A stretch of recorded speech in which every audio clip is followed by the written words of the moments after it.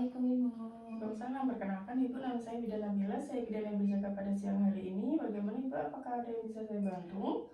Begini Ibu, ini kan saya kan sudah bertua ya Ibu, sebentar lagi persalinan.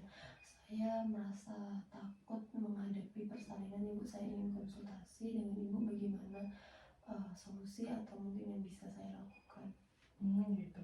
Baik Ibu, sebelumnya di sini saya akan membahas tentang pentingnya persiapan kesehatan mental pra persalinan atau sebelum persalinan dan sesudah persalinan ya Bu ya. Apakah Ibu bersedia? Iya, saya bersedia. Sebelumnya apakah Ibu sudah mendapatkan info tersebut? Belum Bu. Belum ya Bu ya. Baik, di sini saya akan menjelaskan ya Bu, pentingnya menjaga kesehatan jiwa dari sebelum persalinan sampai setelah persalinan, karena di waktu-waktu tersebut itu sangat rentan terjadinya stres, depresi gitu, dan itu bisa berakibat fatal untuk ibu dan bayinya gitu. Kemudian akibat gangguan emosi sebelum nikah dan setelah menikah itu bisa masalah emosi selama sebelum persalinan dan setelah persalinan akan mempengaruhi kondisi kejiwaan. Kemudian fungsi ibu sehari-hari, aktivitas ibu sehari-hari itu pasti juga akan terganggu. Kemudian performa kerja atau kerjaan ibu juga pasti juga akan berantakan. Kemudian hubungan perkawinan ibu dan perkembangan bayi itu juga pasti akan terpecah belah dan juga akan terjadi masalah karena ibu itu stres gitu, ada gangguan emosional pada ibu gitu. Kemudian yang selanjutnya yaitu resiko depresi pada masa kehamilan itu. Selama kehamilan, ibu itu menderita depresi dapat mempunyai resiko keguguran dan persalinan prematur itu lebih tinggi.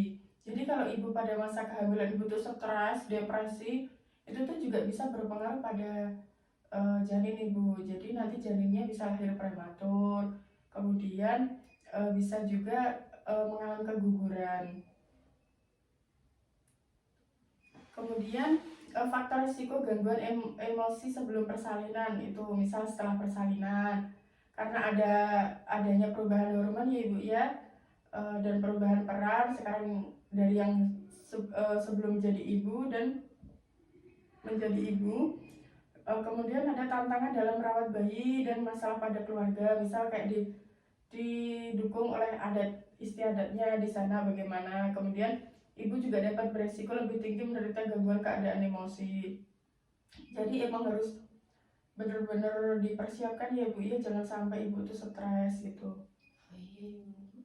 Nanti kalau misal ibu stres kan itu juga bisa berpengaruh pada ibu sendiri dan bayinya. Misal dipengaruhi tentang pantangan tadi, kayak misal ibu yang habis bersalin itu tidak boleh memakan amis-amisan seperti telur, ikan gitu ya Bu ya, karena dipercaya nanti akan gatel gitu. Padahal tuh itu tidak benar sama sekali Bu. Justru karena ibu sedang luka dan agar bekas jahitannya itu cepat kering, jadi ibu harus sering-sering perbanyak protein ya Bu ya, untuk penyembuhan luka itu sangat berperan penting banget ibu. Jadi protein dari telur, dari ikan gitu-gitu.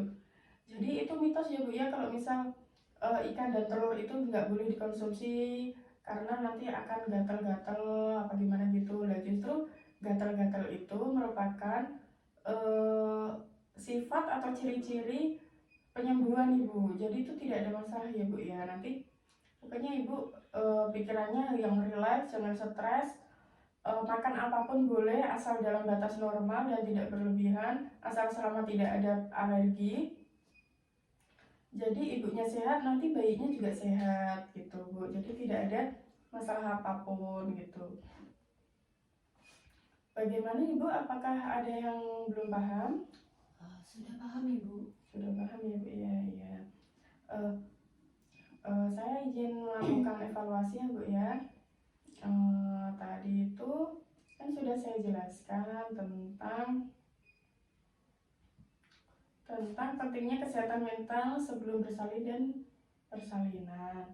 Itu menurut Ibu tentang pantangan tentang tantangan dalam merawat bayi dan masalah keluarga itu seperti apa Ibu? Tantangan merawat bayi dan masalah keluarga.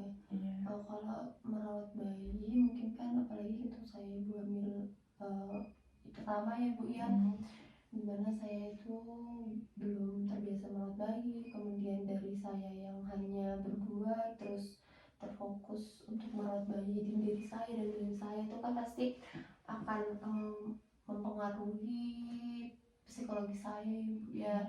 Terus kalau masalah keluarga itu kan pasti kalau setiap keluarga selalu ada masalah ya Bu, pasti tetap berpengaruh. Iya, bagus.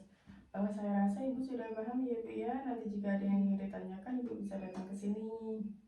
Oh iya. Terima kasih.